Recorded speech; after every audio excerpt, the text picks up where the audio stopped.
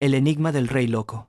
Cuando el poder consume la cordura, la historia de Nabucodonosor, imagina despertar una mañana y no reconocer tus propias manos. Ya no son las manos que firmaron decretos que movieron ejércitos. Son garras cubiertas de barro. Tu palacio se ha convertido en un campo abierto. Tu trono de oro, en un montículo de tierra húmeda.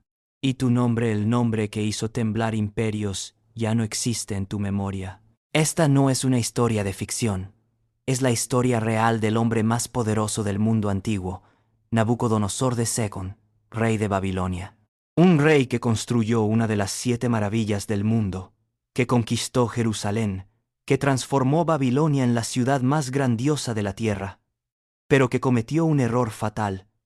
Creyó que él era un dios, y los dioses verdaderos no toleran la competencia. Durante 7 años, el rey más poderoso del planeta desapareció. Vivió como un animal salvaje, comiendo hierba, bebiendo de charcos, con el pelo crecido como plumas de águila y las uñas como garras de ave. Su propia corte lo dio por muerto. Su ciudad continuó sin él, y nadie, absolutamente nadie, imaginó lo que realmente había sucedido, hasta que una mañana, cubierto de barro y locura, regresó. Esta es su historia. Una historia de poder absoluto, caída brutal, y una redención tan extraña que cambió el curso de la historia. Una historia que él mismo grabó en arcilla, no como un monumento a su gloria, sino como una advertencia. Porque al final, aprendió la lección más dura que un rey puede aprender. El cielo gobierna. Capítulo 1. El águila y el trono. La luz del atardecer caía como miel dorada sobre Babilonia. Desde lo alto de su palacio, Nabucodonosor observaba la ciudad que había transformado. Ya no era el mismo hombre que había heredado un reino liberado del yugo asirio. Era el constructor de maravillas, el restaurador de la gloria antigua. Pero en los corredores un susurro persistía. El rey loco lo sabía. Detrás de cada reverencia perfecta, en la sombra de cada columna, el epíteto sobrevivía, porque había un agujero negro en el centro de su reinado, 7 años. Un intervalo de nada, donde debería haber habido decretos, victorias, memoria. No era un simple olvido, era una ausencia bestial que había ocupado su lugar. ¿Había sido un castigo? La pregunta se alzaba cada noche como un escorpión en su mente. El Dios de Daniel el Altísimo lo había derribado con la brutalidad de un alfarero que aplasta una vasija defectuosa, pero al final lo había restaurado. Su orgullo se resistía a aceptar que aquella humillación total, aquel despojamiento de toda humanidad, hubiera sido una bendición. Sin embargo, algo en su alma, algo nacido entre el rocío y la hierba salvaje, asentía en silencio. No podía permitir que su historia fuera solo la de los muros que permanecían. La locura se la llevarían los vientos, convertida en fábula distorsionada. Decidió fijar la verdad en algo más duradero que la piedra, el barro. Con un gesto que era ritual y desafío, tomó una tablilla de arcilla fresca y un estilete de bronce. Aquí comenzaría, no la crónica del conquistador, sino la confesión del hombre. Grabaría cada altivez, cada sueño aterrador, cada instante de terror animal y cada destello de gracia.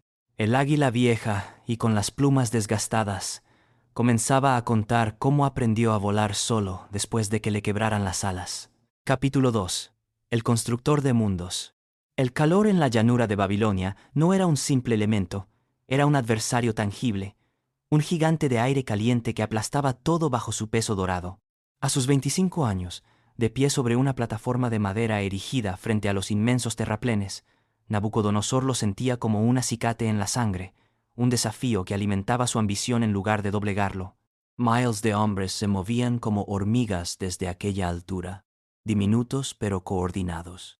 Arrastraban bloques gigantescos de piedra caliza en trineos de madera sobre caminos de rodillos.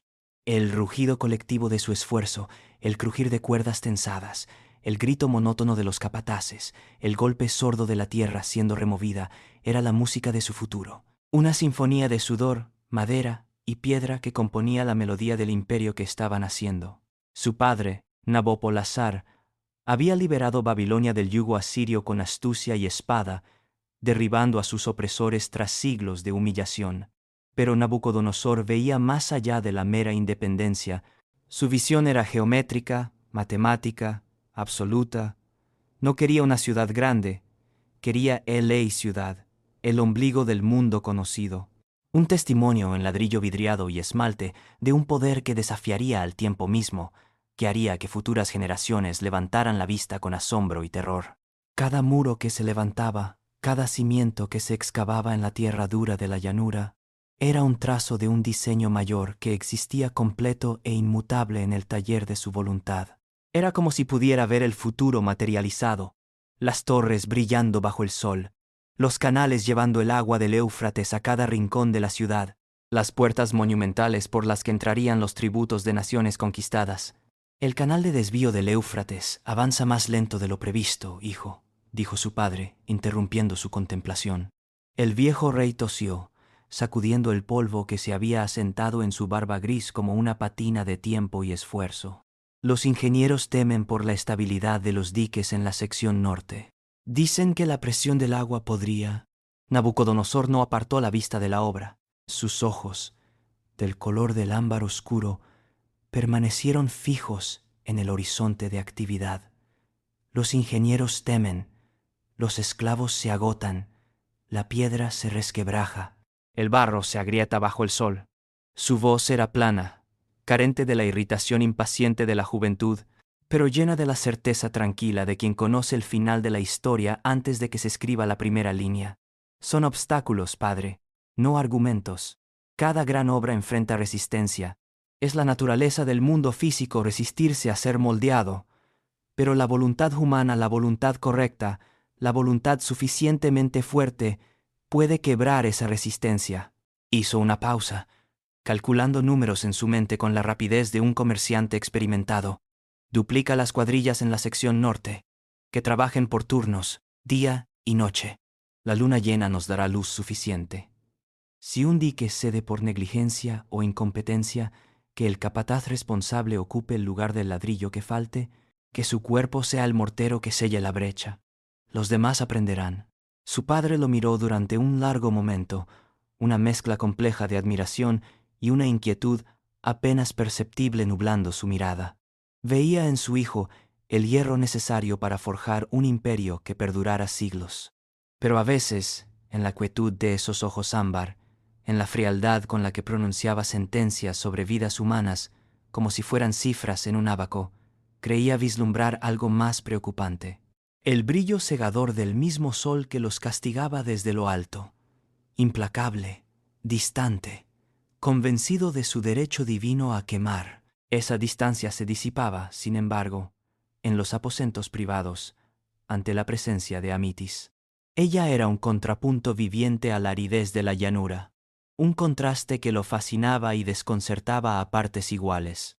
Hija del rey Ciáxares de Midia, su matrimonio había sellado una alianza crucial entre dos potencias emergentes, una transacción política calculada con la precisión de una campaña militar, pero para Nabucodonosor se había convertido en algo que no había anticipado, una posesión de una belleza tan singular como desconcertante. No era la belleza dócil y pintada de las cortesanas babilónicas, entrenadas desde niñas para complacer y entretener. Era la belleza de un paisaje salvaje, melancólica, imposible de domesticar completamente. Su cabello era como la noche en las montañas de su tierra, oscuro y profundo.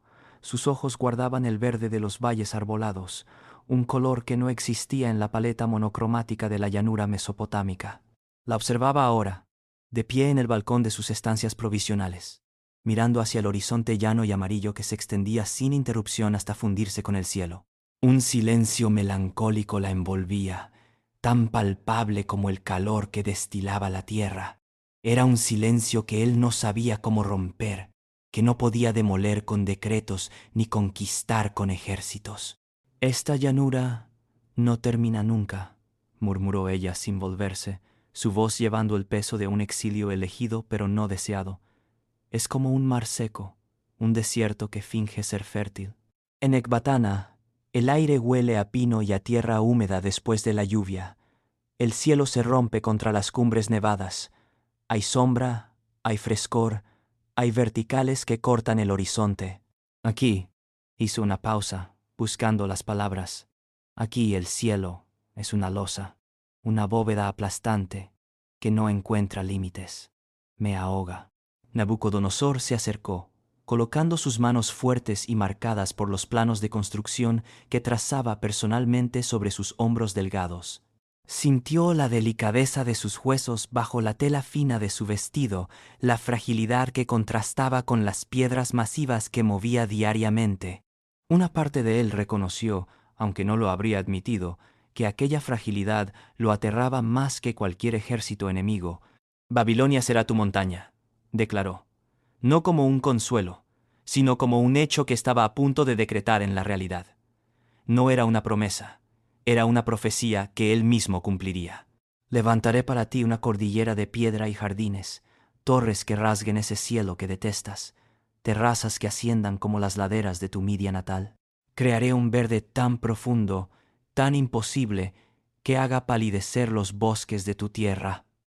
Lo haré surgir aquí, en medio de esta nada, desafiando cada ley de la naturaleza, porque tú lo deseas». Hizo una pausa cargada. «Y porque yo puedo hacerlo». Amity se volvió entonces, y en sus ojos él vio no solo gratitud, sino un desafío silencioso. ¿Podría siquiera este hombre, que ordenaba el movimiento de ríos y comandaba ejércitos de trabajadores como un general mueve legiones, podría realmente doblegar la naturaleza hasta ese punto? ¿Podría hacer crecer montañas donde solo había llanura? ¿Hacer florecer bosques donde la tierra luchaba por sostener un solo árbol? Él leyó la pregunta en su mirada y sonrió. Era una expresión rara en su rostro, una que no llegaba a sus ojos ámbar, sino que se quedaba en los labios. Era la sonrisa de quien conoce un secreto todopoderoso, un secreto que el resto del mundo aún no había comprendido, que su propia voluntad, cuando se aplicaba con suficiente fuerza y recursos, podía reescribir las leyes que otros consideraban inmutables. Los jardines colgantes fueron su promesa materializada. Terrazas ascendentes como escalones de sigurat, arquerías de ladrillo que soportaban toneladas de tierra, canales internos para el riego, cedros, cipreses, granados colgando como un tapiz vivo. «Lo que describes es imposible», dijeron los arquitectos. «No me habléis de imposibles. Habladme de los hombres y materiales que necesitáis. Lo demás es solo tiempo y voluntad. Mi voluntad». El proyecto devoró vidas. 187 muertos en la puerta de Ishtar, 93 en las terrazas, 240 en los canales. Los números llegaban como reportes meteorológicos. «La eternidad se construye con huesos temporales», declaró el rey. «Los suministros se renovarán, el ritmo no decaerá».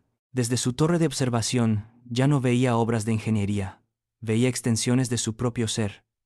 El azul del esmalte era su voluntad cristalizada, la altura de las terrazas su ambición materializada. No construía una ciudad, estaba tejiendo su propio cuerpo cósmico. Los hombres que caían no eran más que células que morían en el proceso de crecimiento de un organismo superior. Un Dios en camino hacia la plena encarnación no podía detenerse a llorar la muerte de las células. Respiró el aire polvoriento, sabiendo que inhalaba el aliento de su propio destino, inmolándose para dar a luz a la eternidad. Capítulo 3. La pesadilla de oro. El sueño llegó en la hora del lobo, esa franja oscura antes del amanecer cuando el cuerpo está en su punto más débil y la frontera entre el mundo físico y el espiritual se vuelve porosa. Nabucodonosor, que había descansado con la pesada satisfacción del constructor sus músculos agradablemente adoloridos, su mente llena de los cálculos del día, fue arrancado violentamente de su descanso sin sueños. No fue una transición gradual del sueño a la vigilia, fue como si una mano gigantesca lo hubiera agarrado por el alma y lo hubiera lanzado a otro plano de existencia. No soñó en el sentido ordinario, fue poseído, arrastrado, violado en su conciencia por una visión que no pidió, que no deseaba, que no comprendió pero que sabía, con una certeza que helaba la médula, que era absolutamente real.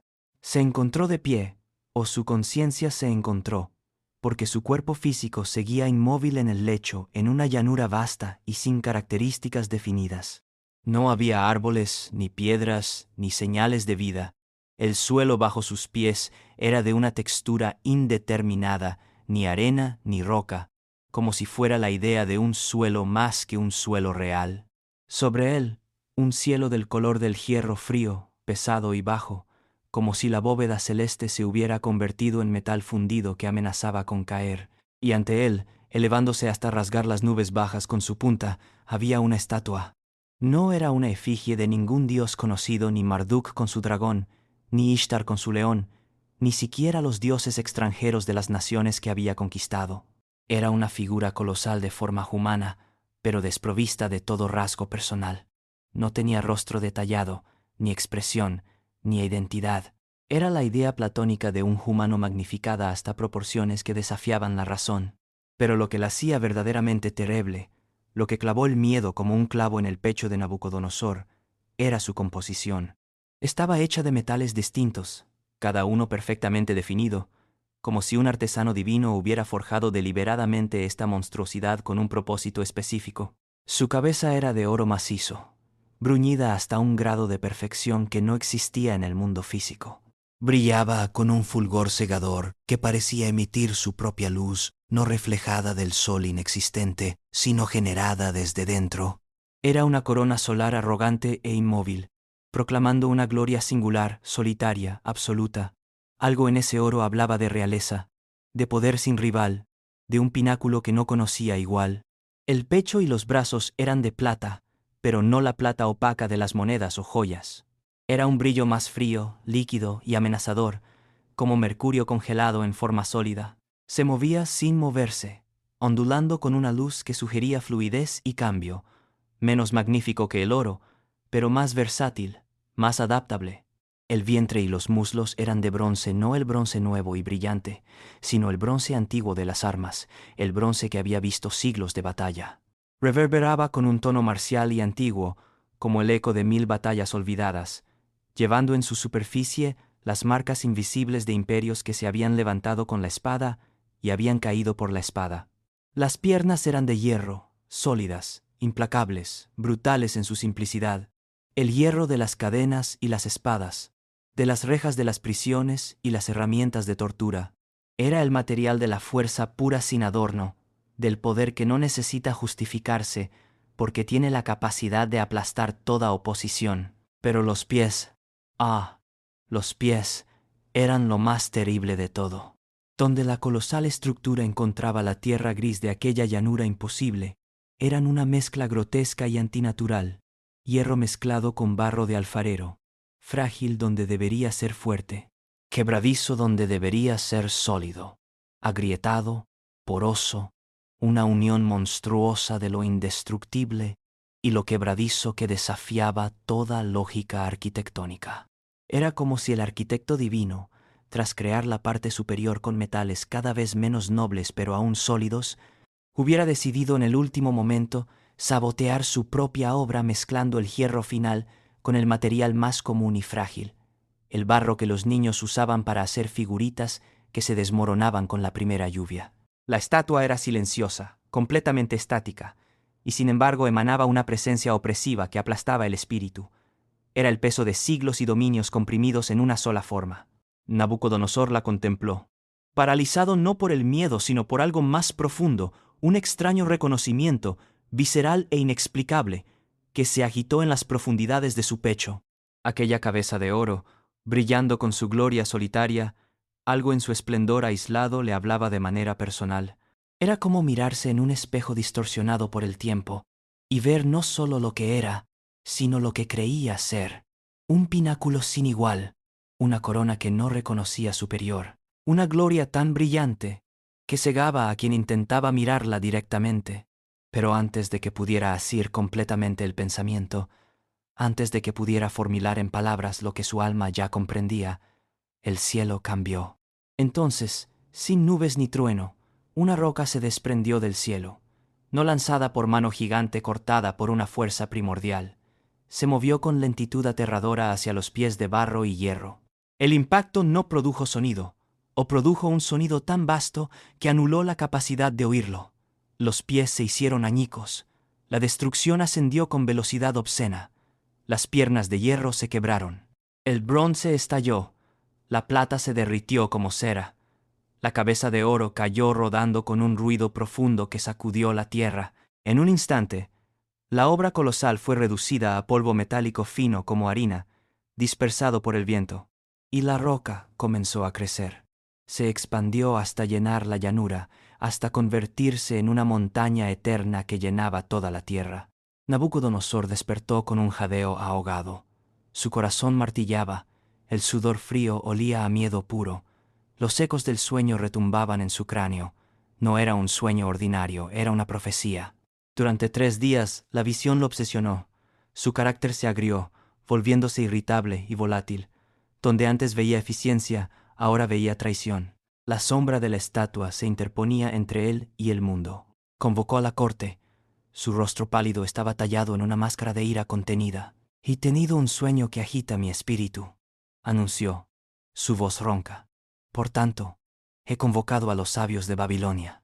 Los magos, astrólogos, encantadores y caldeos entraron y se postraron. «Debéis revelarme mi sueño», declaró el rey. «No solo su interpretación. Primero decirme qué soñé, y luego su significado». Un silencio de incredulidad cayó. El anciano caldeo se inclinó. «Oh rey, dinos el sueño, y te daremos la interpretación. Ningún hombre puede conocer un sueño que otro ha soñado sin que se lo revele». La ira de Nabucodonosor estalló. «Mi decreto es firme. Si no me reveláis el sueño y su interpretación, seréis despedazados y vuestras casas reducidas a muladares». «No hay hombre sobre la tierra que pueda satisfacer tal demanda», suplicó el anciano. «Solo los dioses podrían revelarlo». «Mentís. Sois charlatanes», bramó el rey. «Por decreto real, todos los sabios de Babilonia serán ejecutados. Que la búsqueda comience ahora».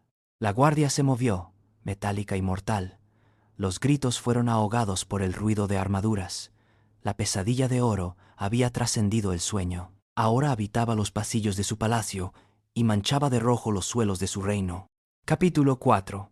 El intérprete de los dioses. El decreto de muerte se extendió por Babilonia como veneno. Entre los detenidos estaba Daniel, un cautivo hebreo al servicio de la corte. Mientras el caos reinaba, Daniel se mantuvo en calma inquietante. Buscó a Arioc, capitán de la guardia, y pidió audiencia con el rey, solicitando tiempo. Algo en la mirada clara del joven desarmó al soldado, quien accedió a interceder. Daniel regresó a sus aposentos con sus 3 compañeros. No hubo estrategias políticas ni súplicas a dioses babilónicos, solo oración. Los 4 jóvenes pidieron que el secreto les fuera revelado. Su súplica fue un acto de confianza depositado en la oscuridad. La respuesta llegó esa noche en una visión clara y distinta. Daniel vio la llanura, la estatua, la roca, la destrucción total, y no solo la vio, la comprendió. Al despertar, no hubo euforia, solo gratitud solemne. A la mañana siguiente se presentó ante el rey. Nabucodonosor lo recibió con ojos hundidos que ardían con fiebre interna. «¿Puedes revelarme mi sueño?», preguntó, escéptico y desesperado. Daniel no respondió directamente. El misterio que el rey demanda, ni sabios, ni encantadores, ni magos pueden revelarlo. Su voz era clara. «Pero hay un Dios en los cielos que revela los misterios, y él ha dado a conocer al rey Nabucodonosor lo que ha de acontecer». Entonces, sin vacilar, Daniel describió el sueño con precisión que hizo palidecer al rey. La estatua, cada metal, la roca, el impacto, el polvo, la montaña que llenaba la tierra. «Así es», susurró Nabucodonosor, «exactamente como lo soñé». Daniel procedió a la interpretación. «Tú, oh rey, eres la cabeza de oro». La declaración resonó. «Después de ti se levantará otro reino inferior al tuyo, y un tercer reino de bronce, y un cuarto reino fuerte como el hierro que lo desmenuzará todo». Hasta aquí era profecía política. Pero entonces Daniel llegó al corazón. «Y en los días de estos reyes, el Dios del cielo levantará un reino que no será jamás destruido. Desmenuzará y consumirá a todos estos reinos, pero él permanecerá para siempre».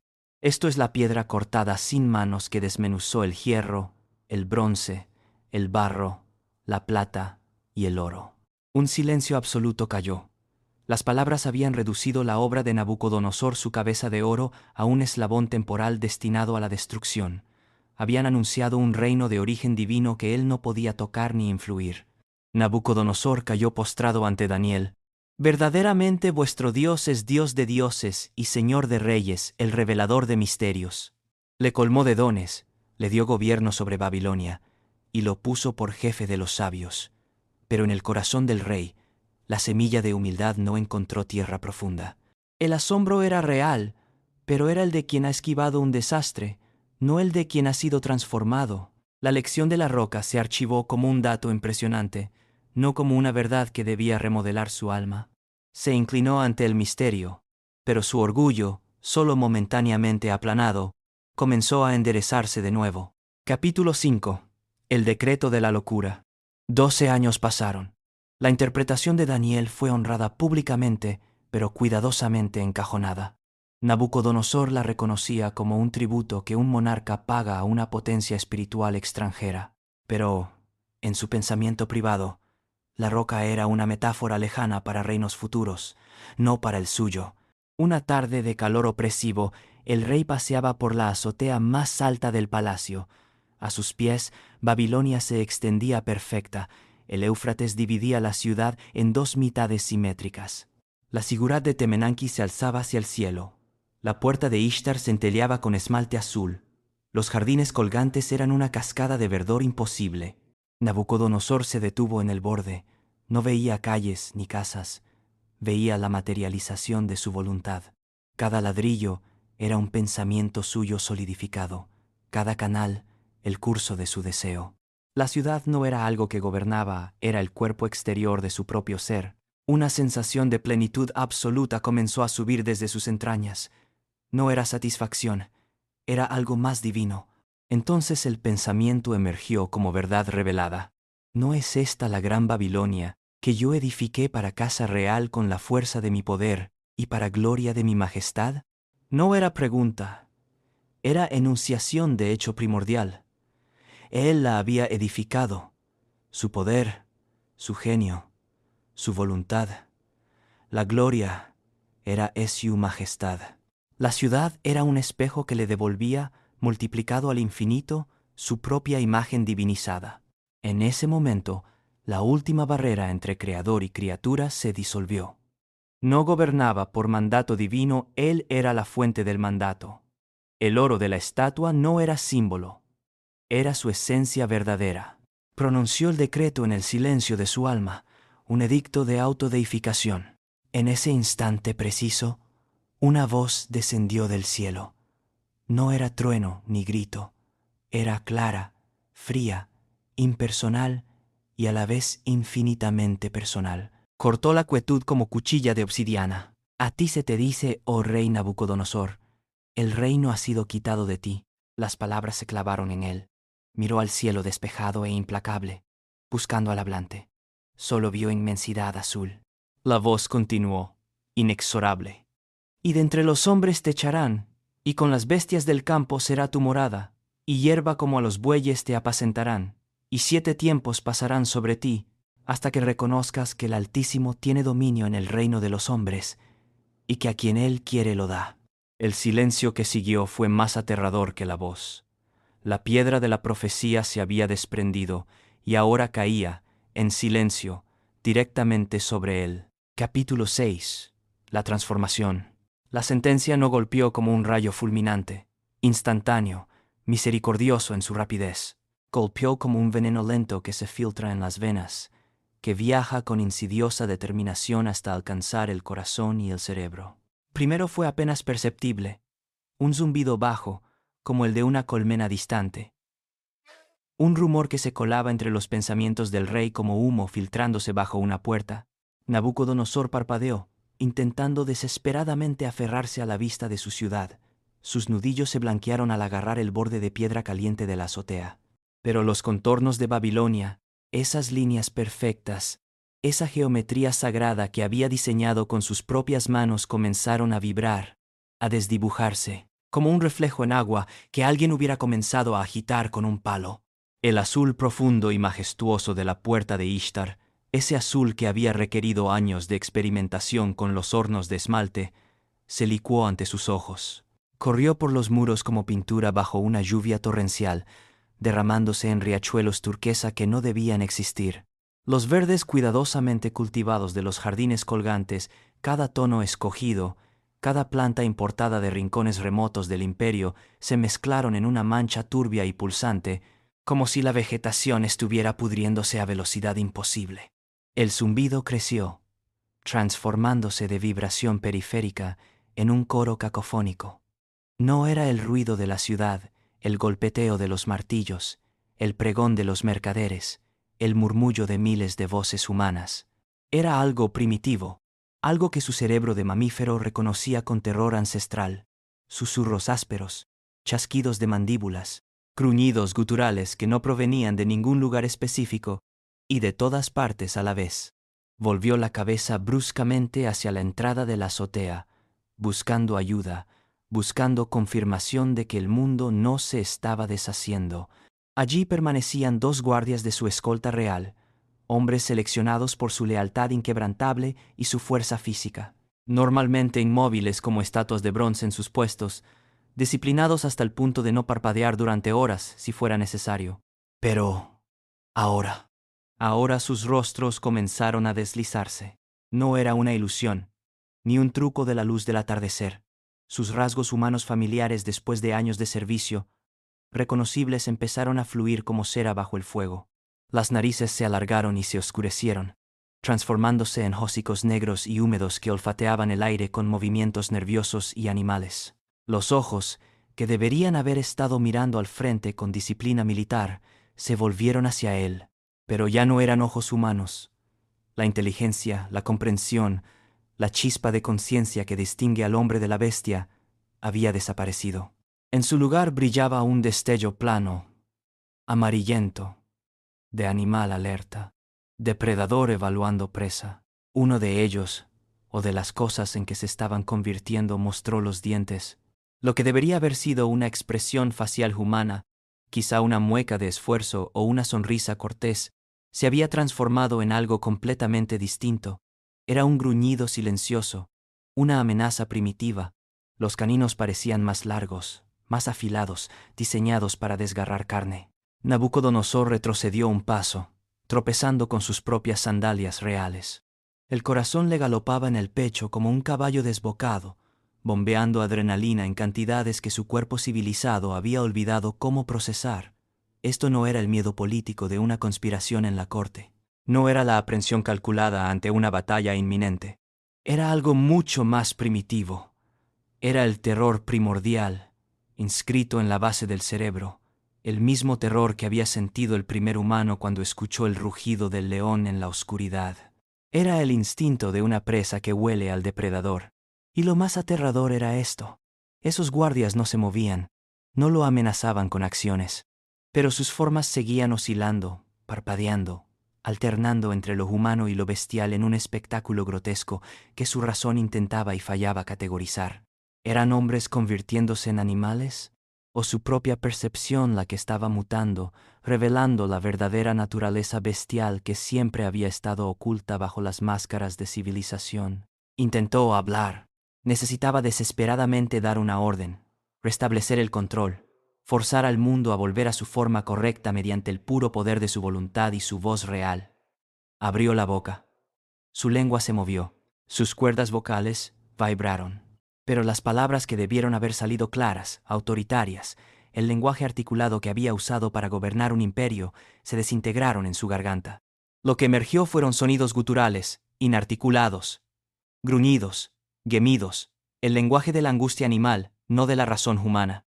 Peor aún, y esto fue lo que finalmente quebró su última conexión con la cordura, las palabras que los guardias debían haber pronunciado al recibir una orden de su rey, los rituales perfectamente memorizados de sí, majestad, o como ordene el rey, llegaron a sus oídos completamente transformadas, balidos, ladridos, el graznido ronco de aves carroñeras. El lenguaje es herramienta sublime con la que había comandado ejércitos, firmado tratados, cortejado a émitis, dictado leyes que gobernaban millones, se descompuso ante él en ruido sin sentido. un cacofónico parloteo animal que llenó el aire y su cráneo. El significado, esa capacidad milagrosa de convertir sonidos en conceptos, se evaporó del mundo como agua bajo el sol del mediodía. Y de repente, en un momento de claridad terrible en medio del caos, Nabucodonosor comprendió lo que estaba sucediendo. No era el mundo el que estaba cambiando, era él. La transformación no era externa, era interna. Su mente, su capacidad de procesar la realidad humana, estaba siendo sistemáticamente desmantelada. Estaba cayendo a través de las capas de civilización, de cultura, de lenguaje, de razón, cayendo hacia algo más primitivo, más básico, más real en un sentido aterrador. Pánico ciego se apoderó de él. Ya no era rey, era criatura acorralada. Giró y huyó con torpeza espasmódica. Corrió por pasillos donde las paredes se ondulaban como intestinos. Los rostros de cortesanos eran máscaras de pesadilla, ojos de reptil, mandíbulas de lobo, pieles escamosas. Sus gritos eran aullidos y silbidos. Su huida fue un descenso. Bajó escaleras, tropezando. Atravesó patios donde los árboles retorcían sus ramas como tentáculos. Finalmente, llegó a los límites de los jardines colgantes. Allí, el olor a tierra húmeda, a raíces y hierba fresca, le llegó como el aroma más urgente que jamás había sentido. Cayó de rodillas junto a un parter. Sus manos se abalanzaron sobre la tierra. Los dedos, aún con anillos de oro, se hundieron en la oscuridad fresca. Arañó, cavó, removió tierra con furia concentrada, hasta que sus uñas se llenaron de mugre y sus nudillos sangraron. Alguien lo vio. Voces o lo que su cerebro procesaba como rugidos sonaron atrás. Con movimiento ágil saltó por un hueco en la mampostería, cayendo a los campos abiertos. Corrió sin mirar atrás, impulsado por terror puro. Los días se fundieron en neblina de sensaciones crudas. El hambre era fuego en el vientre. Encontró campos de cebada y se arrojó sobre ellos, arrancando tallos con los dientes. El sabor fue repulsivo, pero su cuerpo lo aceptó. Bebió de charcos, tumbado como animal. Su cuerpo comenzó a transformarse.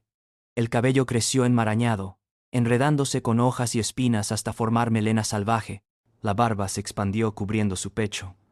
Las uñas se curvaron y endurecieron, convirtiéndose en garras. Las vestiduras se hicieron jirones hasta que quedó desnudo. Su piel se curtió, se cubrió de tierra y costras. Mientras tanto, en el palacio, la corte declaró al rey víctima de maldición o enfermedad irrecuperable. Lo dieron por muerto. Un regente fue colocado en el trono. La vida en Babilonia siguió su curso. El mundo continuó su giro, indiferente. Solo Daniel comprendía la verdadera naturaleza de la ausencia. No participó en intrigas ni disputó la decisión. Sabía que ninguna autoridad humana podía alterar lo decretado. Los 7 tiempos habían comenzado.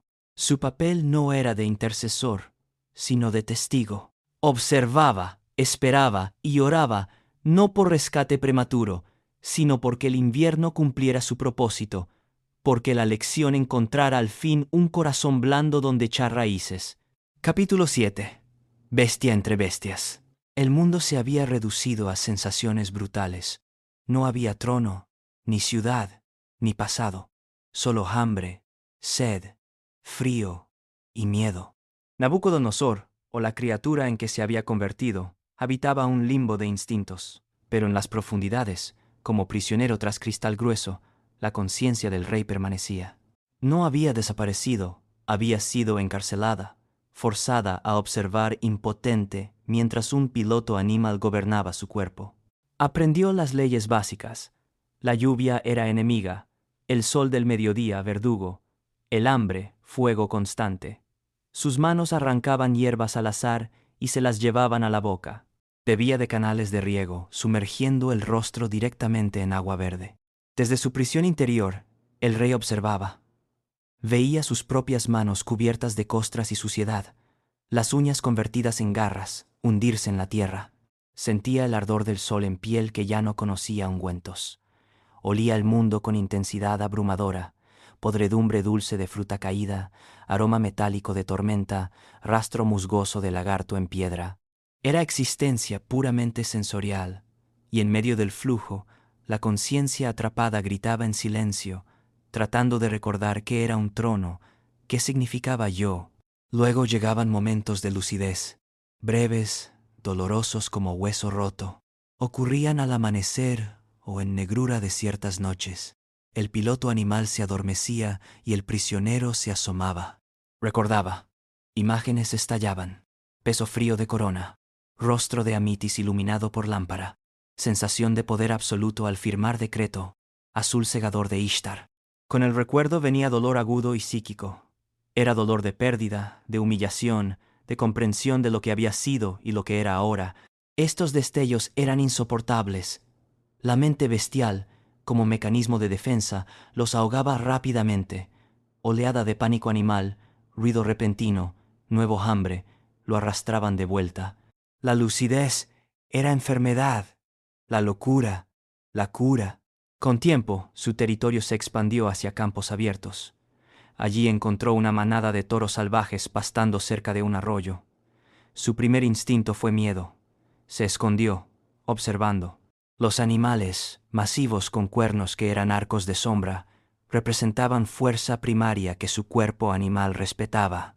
Uno de los toros macho viejo con costado marcado por cicatriz profunda pareció notar su presencia, no con agresión, sino con curiosidad lenta. Un día se acercó a 20 pasos y se detuvo, olfateando. La criatura se congeló, pero el toro no cargó. Solo lo observó con ojos oscuros, profundos como pozos. Luego bajó la cabeza para pastar. Una relación extraña comenzó. La criatura empezó a pastar en bordes de la manada. El toro viejo, el cicatriz, pareció aceptar su presencia. A veces, en tardes calurosas, ambos se tumbaban a la sombra, separados por metros, rumiando en silencio compartido. Para la bestia, el toro era presencia cálida, punto de referencia. Para el prisionero dentro, en raros momentos de claridad, aquel animal se convirtió en su único compañero. No hablaba, no juzgaba, no recordaba. Era ser puro existiendo en mismo plano simple y terrible. Un día de finales del segundo año, tormenta repentina azotó la llanura. Lluvia cayó con violencia bíblica. La manada se agrupó, masa sólida de calor. La criatura corrió hacia ellos, aterrorizada por truenos. Se acurrucó temblando cerca del cicatriz. El toro volvió la cabeza. Luego dio paso lateral, colocando su cuerpo masivo entre la criatura y la peor fuerza del viento. No fue acto de compasión, quizás simple gesto de animal viejo que reconoce frío en otro. Pero para el prisionero observando desde dentro, aquel momento de protección no solicitada fue destello de algo innombrable. Era atisbo de paz, en bestialidad, de orden en locura. Así pasaron estaciones. La criatura sobrevivía. Su cuerpo se hizo más delgado, más duro, más eficiente. La conciencia del rey, tras innumerables ciclos de lucidez dolorosa y olvido protector, comenzó a cansarse. Los recuerdos perdían nitidez. El dolor se amortiguó en pesadumbre sorda y constante. Aprendió los ritmos de la tierra, a temer lobos cuyo aullido helaba la sangre, a encontrar tubérculos más dulces, a dormir en huecos que retenían calor del día. El cicatriz envejeció. Su paso se hizo lento. Una mañana tras noche fría, la criatura lo encontró inmóvil. Su gran costado ya no subía y bajaba. Ojos abiertos y vidriosos miraban el cielo. Se acercó, olfateando aire frío. Tocó el flanco con mano sucia. La frialdad de carne sin vida fue shock. Se sentó a su lado durante horas mientras el sol subía y las moscas zumbaban. No hubo lágrimas, la bestia no lloraba, pero hubo quietud profunda, vacío donde había estado presencia constante. Finalmente se levantó con gruñido bajo y se alejó sin mirar atrás. En prisión de su mente, el rey observaba. Ya no sintió dolor agudo de pérdida humana, sino algo más simple, reconocimiento de un fin. El ciclo de vida y muerte, siempre abstracción manejada con decretos, ahora era verdad física, olfateada y tocada. No había gloria en ella, ni significado, solo hecho irrevocable. Y en ese reconocimiento, en aceptación muda y bestial de mortalidad, el primer grano minúsculo de humildad no buscada, comenzó a depositarse en el lecho seco de su alma. Capítulo 8. El rocío y la roca. El frío fue lo primero. Un frío húmedo que se colaba entre los mechones enmarañados, calándole hasta los huesos. No era frío seco del desierto nocturno, sino frío del alba cargado de promesa de día nuevo. La criatura yacía acurrucada en su hoyo. El sueño ligero se había desvanecido. Quedaba vigilia extrañamente lúcida, conciencia del cuerpo y sensaciones no teñida por urgente velo del instinto. Algo era distinto. El mundo no llegaba como torrente caótico, llegaba con nitidez cristalina pero quieta. Olor a tierra mojada, sonido del viento susurrando en tallos secos, tacto de hierba áspera contra mejilla, todo presente sin demanda apremiante. Con movimiento lento se incorporó. Se sentó sobre talones. La luz del amanecer pálida y grisácea empezaba a disipar sombras. Todo estaba cubierto por manto de rocío. Cada brizna de hierba, cada hoja, cada piedra, brillaba con capa de diminutas perlas de agua. El mundo parecía recién creado, lavado y silencioso. Sus manos descansaban sobre rodillas. Las miró, no con mirada fugaz de quien comprueba herramienta, sino con atención profunda. Eran manos monstruosas, suciedad incrustada, uñas, garras negras y quebradizas, cicatrices blancas, nudillos huesudos con callosidades. Las miró, y por primera vez en 7 años, la visión no provocó rechazo de conciencia prisionera ni indiferencia de bestia. Provocó una pregunta simple, desnuda, sin palabras. ¿De quién son estas manos? No hubo respuesta en forma de recuerdo, solo evidencia física de suciedad, uso brutal, abandono, y en lugar de oleada de dolor o vergüenza, surgió sentimiento nuevo, asombro. El mismo asombro puro ante las estrellas, ahora dirigido hacia evidencia de su propia existencia bestial. Estas son mis manos. Han cavado en tierra, arrancado hierba, tocado frío lomo de toro muerto. Alzó la vista al vasto mundo de la llanura. El horizonte, línea difusa entre tierra gris y cielo aclarándose hacia azul pálido, se extendía en infinitud serena. No había muros, no había torres, solo curva inmensa de tierra y bóveda luminosa del cielo. La inmensidad no lo aplastó, lo envolvió. No era amenaza ni vacío, era presencia, vasta, silenciosa, ordenada en su rotación de luz y oscuridad, de estación y estación. Él, la criatura en el hoyo, era mota infinitesimal en ese lienzo, y comprensión de esa pequeñez no le provocó rabia, sino alivio extraño. Entonces, sin saber por qué, impulsado por impulso que no era hambre ni miedo, se puso de pie. Su cuerpo encorvado se enderezó con dificultad. Músculos protestaron. Se tambaleó, encontrando equilibrio sobre plantas desnudas. Permaneció erguido, temblando levemente, y alzó los ojos al cielo. El sol aún no había salido, pero el este era hoguera de nácar y oro líquido. Las últimas estrellas se desvanecían. El azul se profundizaba, limpio, infinito. Lo miró no como astrólogo que busca presagios, ni como rey que cree el firmamento es su techo personal. Lo miró como hombre que, por primera vez, ve. Y en ese mirar, la razón le fue devuelta. No fue destello, fue torrente, inundación silenciosa y abrumadora que irrumpió con fuerza imparable de verdad que siempre había estado esperando. No fueron primero los recuerdos de Babilonia, fue la comprensión, comprensión total, humilde y devastadora que se asentó en centro de su ser. El cielo no era suyo, la tierra no era suya, el ciclo del rocío no era su obra. Él no había creado el amanecer, ni puesto estrellas en su curso, ni dictado ley que hacía crecer hierba que había comido durante 7 años. Había una autoridad, soberanía absoluta, silenciosa, que gobernaba giro de planetas y caída de gota de rocío. Él, Nabucodonosor, había sido solo administrador temporal, grano de polvo al que se permitió jugar con ladrillos y sueños de oro, creyéndose arquitecto del universo. Su locura no había sido castigo de Dios vengativo, había sido medicina necesaria, único lenguaje lo bastante fuerte para atravesar coraza de arrogancia y mostrarle la realidad. Él no era la roca, solo era un guijarro. La roca era otra. Y entonces su identidad regresó, no con pompa de títulos, sino con sencillez de hecho. Él era Nabucodonosor, hijo de Nabopolassar, rey de Babilonia. Había construido gran ciudad, había tenido sueño, había despreciado advertencia, había vivido como bestia. Y ahora, aquí, en este amanecer cubierto de rocío, estaba en su sano juicio. La emoción que lo recorrió no fue alegría ni alivio triunfante. Fue gratitud tan profunda que rayaba en dolor, humildad que no era derrota, sino liberación. Abrió la boca. Su garganta ronca produjo sonido áspero al principio. Tragó saliva, respiró aire fresco del alba. Y luego, en silencio de la llanura, con sol asomando su primer borde dorado, Nabucodonosor pronunció su primera oración genuina.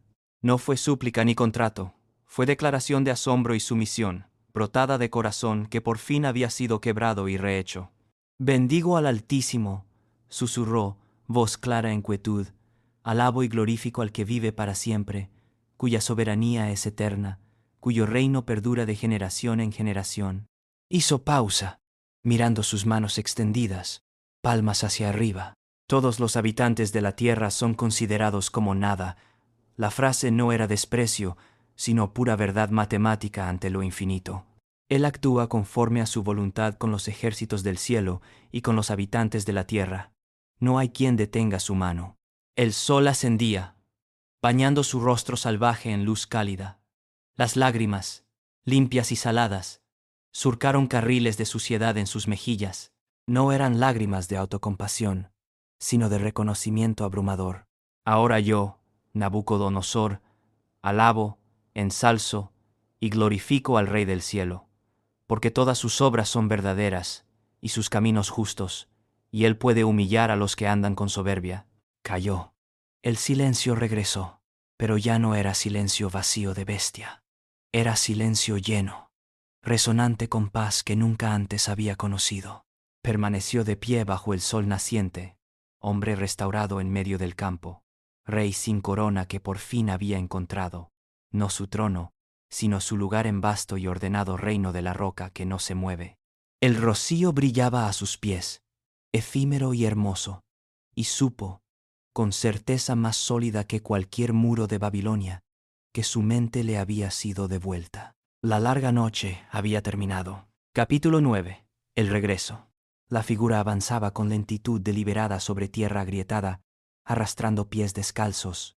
No era caminata humana, pero ya no era gateo de bestia, era movimiento híbrido, torpe y pensativo. El cuerpo estaba cubierto por capa de suciedad tan antigua que parecía segunda piel. El pelo maraña de negro grisáceo enmarañado con paja y espinas le caía hasta la cintura. La barba ocultaba completamente rasgos del rostro. Solo los ojos, visibles entre cortina de greñas, brillaban con lucidez nueva, intensa y desconcertante. Eran ojos de hombre que ha regresado de viaje a país sin nombre.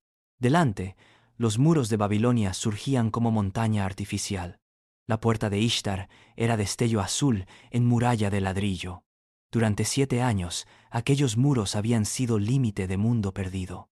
Ahora, cada línea le hablaba, no de poder, sino de memoria. Los guardias en puerta este lo vieron acercarse. Era demasiado salvaje para ser simple vagabundo.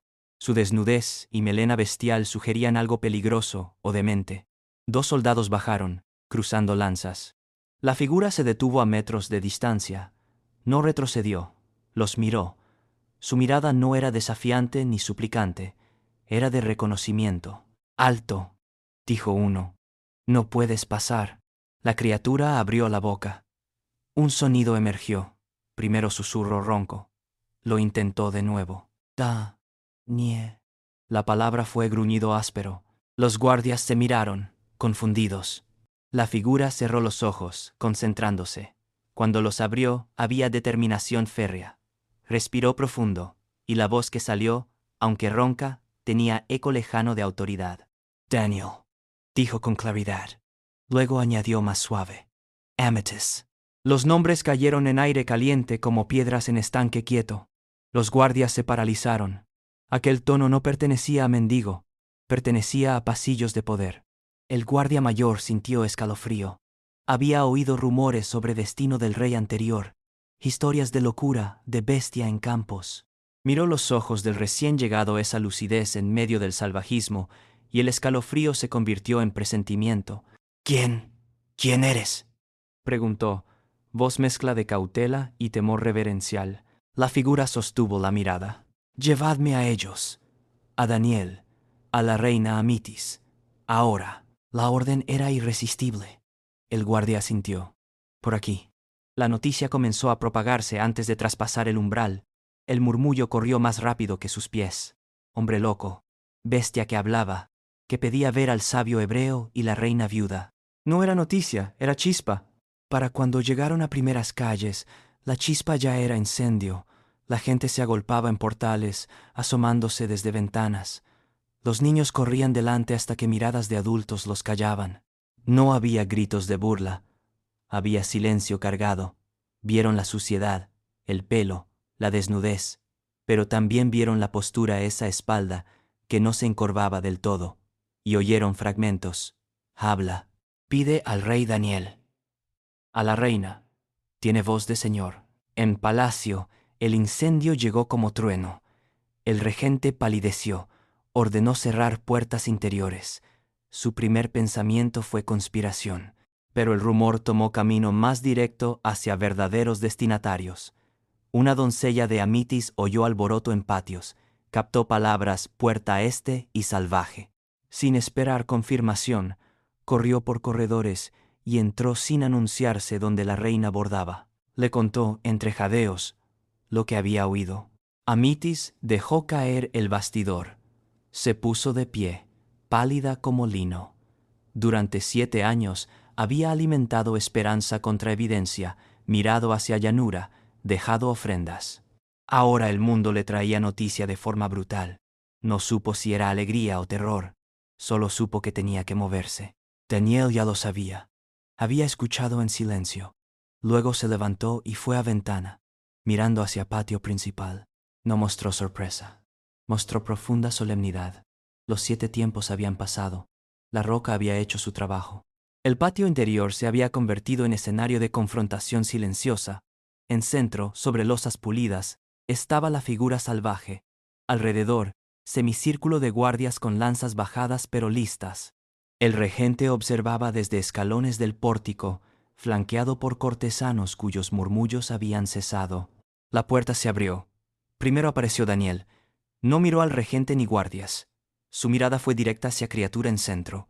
La recorrió, deteniéndose en ojos, y en ellos no vio niebla animal. Vio claridad. Claridad lavada, humilde, dolorosamente lúcida. Vio cumplimiento de palabra. Un leve asentimiento fue su única reacción. Luego llegó Amitis. Avanzó con gracia de sonámbulo, vestido azul oscuro arrastrándose. Su rostro, cincelado por sufrimiento y espera, estaba pálido. Sus ojos no se apartaron de figura salvaje.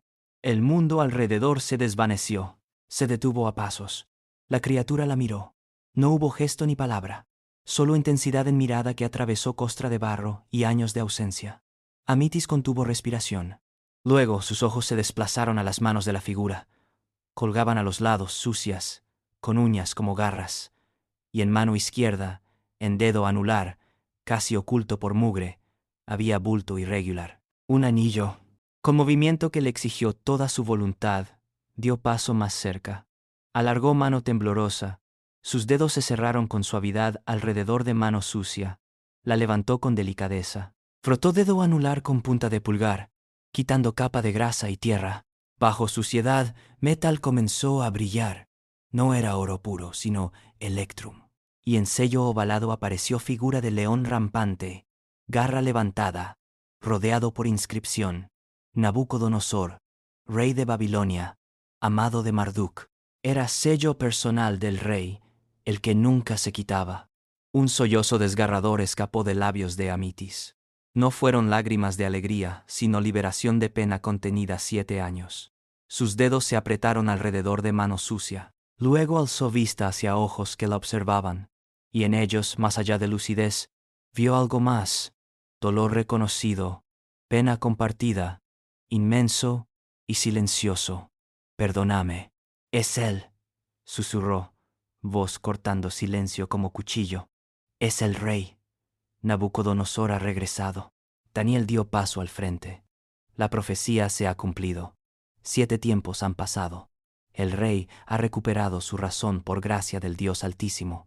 Que se preparen sus aposentos. Ahora, capítulo 10. La restauración. El proceso fue lento, difícil y profundamente íntimo. Los sirvientes lo llevaron a estancias termales. El contraste fue abismal. Primer contacto con agua caliente fue tortura. Su piel curtida ardía. Gritó, sonido bestial. Fueron necesarios 4 hombres para sujetarlo con firmeza, sumergiéndolo poco a poco mientras Daniel observaba, murmurando palabras calmantes. El agua clara se volvió negra. Capas de tierra, sudor fermentado, restos de hierba se desprendieron. El agua se cambió una y otra vez, hasta que por fin emergió piel reconocible como humana, aunque marcada por cicatrices. El pelo y barba fueron operación aparte. Los barberos reales se acercaron con tijeras y navajas con temor reverencial. El pelo enmarañado tuvo que ser cortado en grandes mechones. Cuando la navaja pasó por última vez, revelando rostro demacrado, surcado por arrugas profundas y paz extraña en ojos, los barberos retrocedieron y lloraron. Era rostro de su señor, pero transformado. Los ojos ya no quemaban con llama de poder absoluto, sino que reflejaban profundidad tranquila del lago después de tormenta. Lo vistieron con lino suave, se movía con torpeza de niño, las telas sensación alienígena. Lo llevaron a habitación con cama baja. Se sentó en borde, mirando sus manos limpias pero marcadas para siempre. Amitis entró con bandeja de caldo y pan. Él miró comida, luego a ella, tomó cuenco con ambas manos, olfateó vapor y bebió a pequeños sorbos con concentración total. Cada gesto era aprendido de nuevo. Sus primeros actos como rey restaurado no fueron de reafirmación de poder, sino de humildad. Al tercer día convocó audiencia privada. Asistieron Amitis, Daniel y el regente Nergal-Shareusur. El hombre entró temblando, esperando sentencia de muerte. Se postró en suelo sin atreverse a alzar vista. Nabucodonosor lo observó durante minuto. «Levántate». El regente obedeció. «Has gobernado Babilonia en mi ausencia. La ciudad sigue en pie. El orden se mantuvo. No fue tu ambición la que te puso ahí, sino necesidad del reino y creencia en mi perdición. No te culpo. El decreto que me apartó no fue tuyo. Por tanto, te perdono. Conservarás tu título y propiedades. Pero el trono es mío otra vez». Fue acto de clemencia política, pero también reconocimiento de que su locura había creado vacío que otros llenaron por necesidad. Su segundo decreto fue público y sorprendente. Ordenó proclamar en todas las obras de Babilonia descanso de 7 días para todos los trabajadores, doble ración de comida y cerveza, descanso del esfuerzo. Para capataces y nobles fue locura económica. Para miles de hombres cuyos padres y hermanos habían muerto levantando ciudad, fue milagro incomprensible. El rey que había dicho que eternidad se construía con huesos temporales, ahora decretaba que los huesos merecían reposo. Fue su primer acto de reparación, pero el acto más importante fue el edicto. Pasaron semanas mientras recuperaba fuerzas y mantenía largas conversaciones con Daniel. Hablaban del sueño de estatua, de años en campo, de sabor de hierba y frío del rocío, de asombro ante estrellas. Finalmente llamó a sus mejores escribas, no a 1, sino a 12. Les dictó, lentamente, palabra por palabra, texto que haría copiar en arcilla y distribuir por todas las provincias. El edicto de Nabucodonosor no comenzaba con títulos de autoglorificación, comenzaba, Nabucodonosor el rey, a todos los pueblos, naciones y lenguas que moran en toda la tierra, paz os sea multiplicada. Me ha parecido bien declarar las señales y milagros que el Dios Altísimo ha hecho conmigo. Y luego, con franqueza sin precedente, el rey más poderoso de tierra narró su propia caída. Habló de su orgullo en azotea, de voz del cielo que lo sentenció, de pérdida de razón, describió sin adorno su vida entre bestias.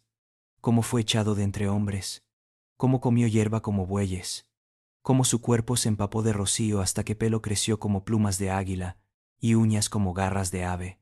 No hubo eufemismos. Fue confesión en primera persona, relato de humillación total.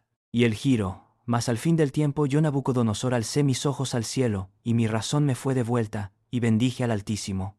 Culminó con palabras que resonarían como trueno. Ahora yo Nabucodonosor alabo, engrandezco y glorifico al Rey del cielo, porque todas sus obras son verdaderas, y sus caminos justos, y él puede humillar a los que andan con soberbia.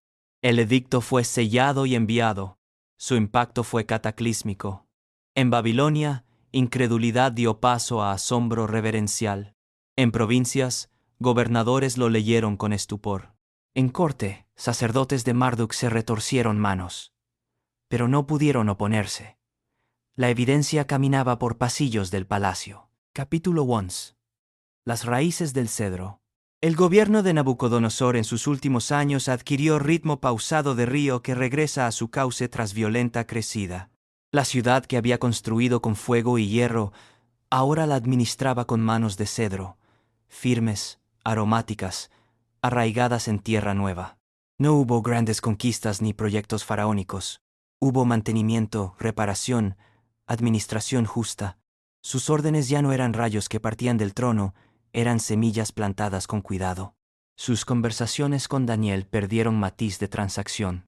Ahora se celebraban en intimidad del jardín privado, bajo granado. Eran diálogos de igual a igual, o de discípulo a maestro.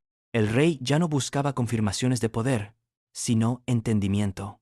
Preguntaba sobre naturaleza de humildad, sobre servicio, sobre cómo gobernar imperio sin poseerlo en alma. Hablaban del sueño de estatua no como profecía archivada, sino como parábola viva sobre fragilidad de reinos humanos. Reflexionaba sobre naturaleza del poder. Lo veía con claridad de quien ha mirado desde otro lado. El poder no era cetro para blandir ni yugo para oprimir. Era herramienta pesada y peligrosa, prestada. Su propósito no era glorificación del que lo sostenía, sino cuidado de aquellos sobre los que se ejercía. Era como agua del Éufrates. Si se represaba solo para crear lago privado, todo río abajo moría de sed. Si se canalizaba con sabiduría, la llanura florecía. Esta comprensión guiaba sus decretos: revisión de impuestos para regiones con sequía, manumisión de esclavos ancianos, creación de graneros de reserva. Eran actos que no grababan su nombre en estelas, pero escribían algo en registro que había aprendido a respetar. Pero era en jardines colgantes, donde su transformación se manifestaba de forma más palpable. Ya no los visitaba como conquistador que inspecciona botín, iba como jardinero. Se había hecho traer ropas sencillas y pasaba horas entre terrazas, no supervisando, sino participando. Aprendió de horticultores nombres de plantas en lengua práctica: sed del ciprés, podredumbre que ataca raíces del mirto si drenaje falla, momento exacto en que granado necesita más sol. Con sus propias manos podaba ramas secas, desatascaba canales de riego, removía tierra alrededor de rosal. Amitis lo acompañaba.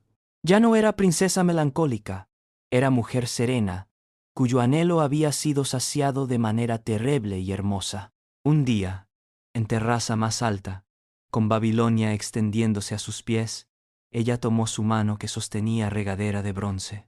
«Los construiste para mí», dijo suavemente, «pero ahora son otra cosa». Él asintió, mirando follaje que caía en cascadas verdes. Eran capricho de rey, trofeo de amor. Ahora los veo como lo que siempre fueron, pero que yo era demasiado ciego para entender. Un milagro.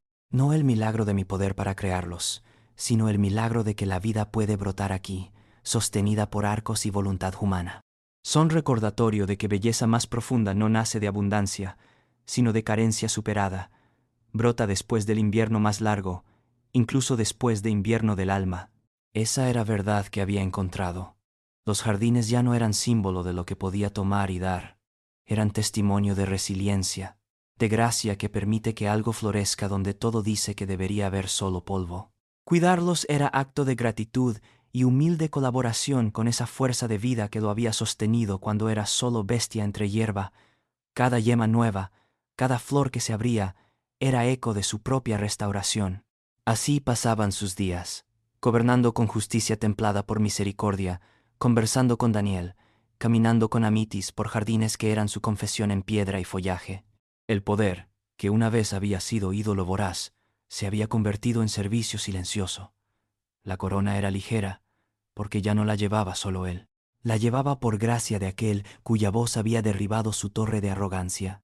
Y en esa sumisión, paradójicamente, Nabucodonosor encontró libertad que ningún imperio terrenal podría haberle dado, la libertad de ser, simplemente, un hombre bajo el cielo, cuidando de su jardín y su pueblo, aguardando ocaso con paz, que había echado raíces profundas como las del cedro. Capítulo 12. Epílogo. La tablilla final. El estilete de bronce trazó el último signo cuneiforme en arcilla húmeda. Un punto final. Nabucodonosor dejó caer la herramienta con golpe sordo. El sonido fue absorbido por silencio denso y personal, lleno de respiración tranquila de Amitis dormitando cerca, lleno del peso de palabras fijadas en barro, lleno de paz que se asentaba en sus huesos. Miró la tablilla, última de serie que llenaba 2 cofres de cedro. Su confesión estaba completa. Desde joven heredero que creía poder doblegar mundo con voluntad, hasta anciano que sabía que mundo se sostenía por voluntad ajena, había grabado su arrogancia, su sueño de oro, su caída bestial, el rocío del alba que le devolvió razón. No había omitido crueldad, ni miedo, ni momentos de lucidez dolorosa entre hierba. Era legado más íntimo que cualquier edicto, verdad desnuda de rey escrito en material más humilde, barro del río. Con movimientos lentos, colocó tablillas sobre las otras en cofre, levantó pesada tapa de madera aromática. Olor a cedro y arcilla seca se elevó. La hizo encajar con suave chasquido. Tomó cordón de lino y arcilla blanda, sello real listo. Pero dudó. Su sello del león hablaba de poder terrenal, autoridad que ya no reclamaba como absoluta. Con suavidad, apartó sello oficial. Con punta del dedo presionó arcilla de cierre, trazando símbolo simple, triángulo apuntando arriba, coronado por línea ondulante. No era signo oficial ni caldeo ni hebreo. Era suyo, inventado en ese instante. La montaña de visión, roca que llena tierra, bajo cielo que gobierna. Selló el cofre con esa marca muda y personal. Se levantó, sintiendo crujir de articulaciones, peso de años que ya no pesaban como carga. Se acercó a ventana abierta. La noche había caído sobre Babilonia. No era noche oscura de terrores pasados, sino noche serena, tachonada de estrellas. Los contornos de ciudad se recortaban contra cielo. Torres de zigurat, siluetas de jardines colgantes, puntos de luz de lámparas como constelaciones invertidas. Durante mayor parte de su vida, al contemplar esa vista, había sentido posesión feroz, orgullo de creador. Ahora no sentía posesión, sentía gratitud. Gratitud profunda por haber sido, durante tiempo, su guardián, por haber tenido privilegio y terrible responsabilidad de cuidar de esta obra que, en última instancia, no era suya. La ciudad seguiría, cambiaría, caería quizá, como cabeza de oro de estatua, pero él había cumplido su turno en muralla, no como Dios, sino como hombre, y había dejado, enterrado en barro, advertencia y testimonio de su viaje. El cielo gobierna. Un suspiro más liberación que sonido salió de sus labios. Sintió cansancio dulce, no de agotamiento, sino de culminación. Como viajero que tras larga travesía ve valle de su hogar y sabe que camino ha terminado. Dio media vuelta. Sus ojos encontraron a Amitis dormida, rostro iluminado por tenue luz de lámpara. Caminó hacia ella con pasos silenciosos. Se sentó en borde sin despertarla y tomó su mano, fina y liviana como hoja de papiro. Ella entreabrió ojos, y en mirada borrosa no hubo sorpresa, solo reconocimiento profundo. «Está terminado», susurró él. Ella asintió levemente, apretando su mano. Lo sabía. Todo estaba terminado. La obra, la confesión, la larga lección. Nabucodonosor se reclinó a su lado sin soltar su mano. Cerró ojos.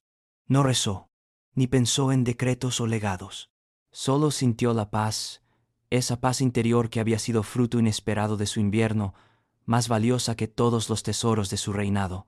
La respiración de Amitis se acompasó con la suya, ritmo lento y tranquilo. El aire de noche entraba por ventana, fresco y cargado del aroma de jardines. Allí, en quietud, Con su testimonio sellado en barro y su amor a su lado, Nabucodonosor, el rey que había sido bestia, y el hombre que había aprendido a bendecir, exhaló su último aliento. No fue final, sino regreso silencioso al vasto y ordenado reino del cielo, del que ahora sabía nunca se había apartado del todo. Murió en paz, habiendo encontrado su verdadero trono, la humilde certeza de ser, simplemente, un hijo de la roca. Conclusión. La lección de la estatua.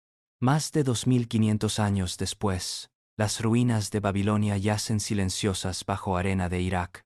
Los jardines colgantes, una de las 7 maravillas del mundo antiguo, desaparecieron sin rastro verificable. La puerta de Ishtar está reconstruida en un museo en Berlín. Los muros de la ciudad son solo montículos de tierra compactada. La cabeza de oro cayó, exactamente como predijo el sueño. Pero la historia de Nabucodonosor sobrevivió, no en monumentos de piedra, sino en algo más duradero, en palabra escrita. Su edicto, grabado en múltiples idiomas y distribuido por todo su imperio, fue preservado en texto sagrado del pueblo que había conquistado los judíos. En el libro bíblico de Daniel, su confesión permanece intacta. Un rey admitiendo públicamente su locura, un gobernante declarando su humillación, un conquistador reconociendo que había un poder mayor que el suyo. Es único en toda historia antigua. Ningún otro rey de Mesopotamia, Egipto o Grecia dejó tal testimonio. Faraones y césares grabaron solo sus victorias. Nabucodonosor grabó su derrota más profunda y su mayor victoria espiritual. La pregunta que nos deja es incómoda y eternamente relevante. ¿Qué se necesita para quebrar arrogancia humana? ¿Cuánto poder puede soportar un alma antes de creer que es divina? ¿Y cuán profunda debe ser caída para que humildad eche raíces? Para Nabucodonosor, se necesitaron 7 años comiendo hierba. Vivimos en era de construcción sin precedentes. No construimos jardines colgantes, pero construimos imperios tecnológicos, financieros, de influencia. Escalamos listas Forbes y contadores de seguidores como Nabucodonosor escaló ladrillos hacia cielo. Y en nuestros momentos de éxito, en azoteas modernas de rascacielos y plataformas digitales, la misma tentación susurra: ¿no es esta la gran Babilonia que yo edifiqué? La lección de estatua permanece. Todo imperio humano tiene pies de barro. Todo poder temporal es por definición temporal. La roca cortada sin manos, ese reino que no construimos ni controlamos, sigue su descenso silencioso a través de historia. La pregunta es si la aprenderemos por testimonio ajeno o si necesitamos nuestros propios 7 años en campo. Porque al final, verdad más dura y liberadora que Nabucodonosor aprendió sigue siendo verdad. El cielo gobierna, y reconocer eso no es derrota, es liberación. Es el rocío del amanecer que lava locura y devuelve cordura. Es la paz de saber que no tenemos que ser dioses porque ya hay uno. Y su reino, a diferencia de nuestras construcciones de ladrillo y ego, permanece para siempre. Esta fue la historia del rey loco que se volvió sabio, del constructor que se volvió bestia, del dios autoproclamado que se volvió hombre humilde. La historia de Nabucodonosor, una historia que, quizá, es también la nuestra.